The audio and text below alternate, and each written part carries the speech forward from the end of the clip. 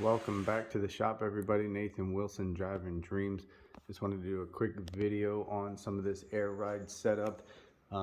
We've done quite a few here. We've typically, the last several times, used the chop and block rear setup and the BC Fab front setup. Pretty happy with that.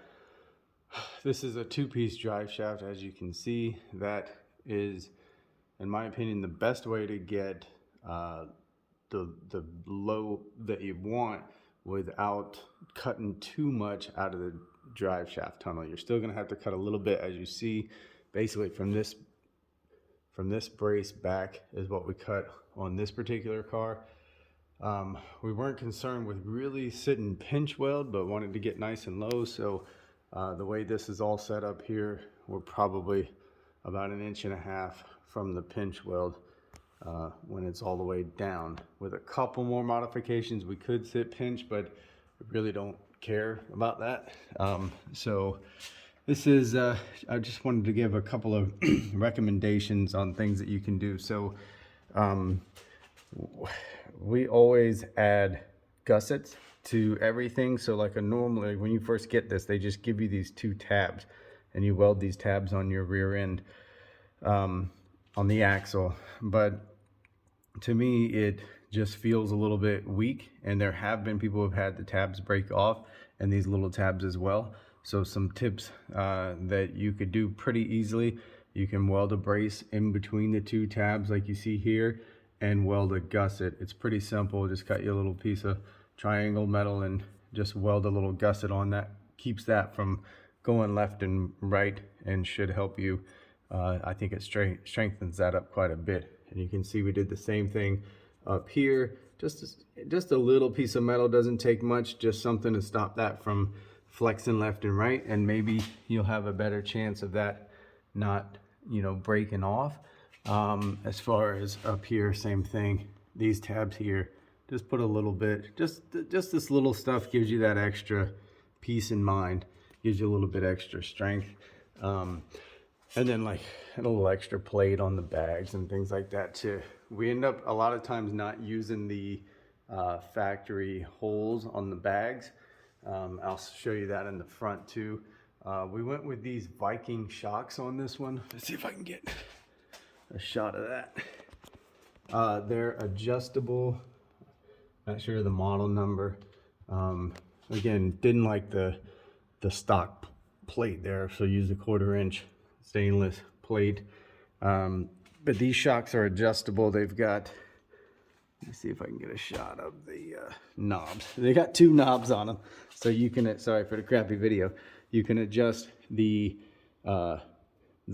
amount of tension you get up and down, and as well as how far it goes, how far it travels. So Phil's in the process of doing the exhaust right now. That's why everything's kind of a mess down here and stuff everywhere.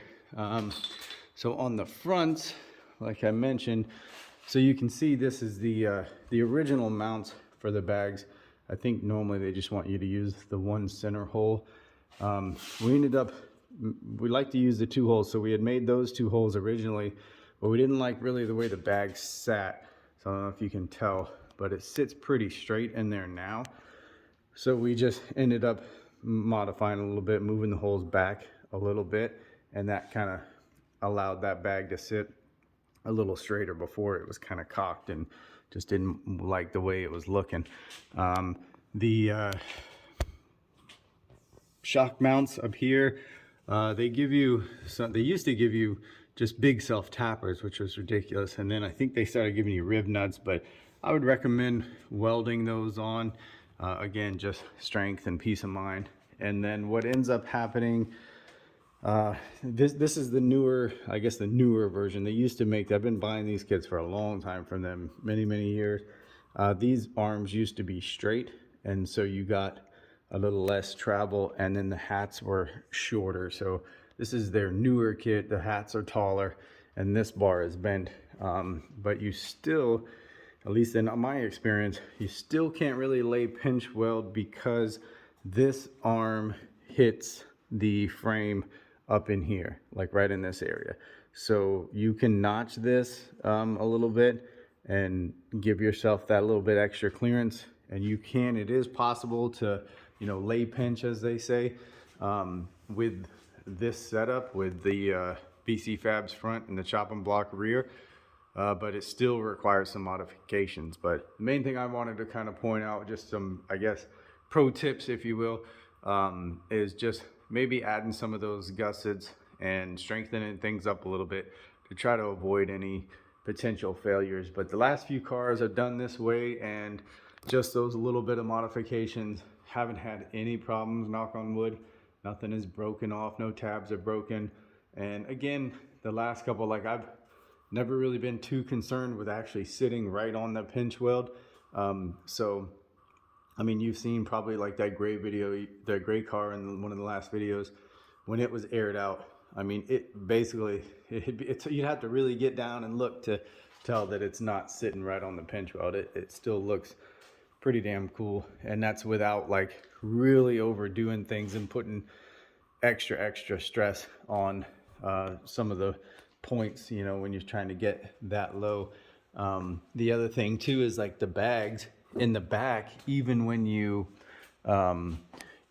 even with no axle or no drive shaft in or anything, these bags, they're pretty much fully compressed, and you still don't quite pinch weld. So you'd have to do some slightly more modifications, I think, to get that. I think what you would either have to do is modify this part so you're sitting slightly higher, and then maybe modify these. And basically, if you bring these tabs, the longer you make these tabs, the higher the axle is going to sit up. And you could probably achieve that just by making this maybe even a ½ inch longer. It doesn't take that much to make that difference up. And then another thing to consider is when you guys are getting wheels, I guess I should make a separate video about wheels and the wheel wells in here. I don't know if you can tell, but this was all kind of chopped and shaved and almost like mini tubbed, if you will, to allow these bigger wheels to sit in there. Because everything, like you guys are probably aware, things do kind of canter. Yeah, as you go down, the wheels cock in a little bit. Supposedly there are some kits that don't do that as much. I don't really, you know, I'm not sure. I don't have personal experience with that. So you do have to kind of take that in consideration as well. So I'm trying to make these videos shorter and stop rambling. So I guess that accomplishes what I wanted to, just kind of discussing some of the tips of, you know, making these things a little bit stronger and things to try to look out for and avoid. And I hope this video helps you guys. We'll see you next time.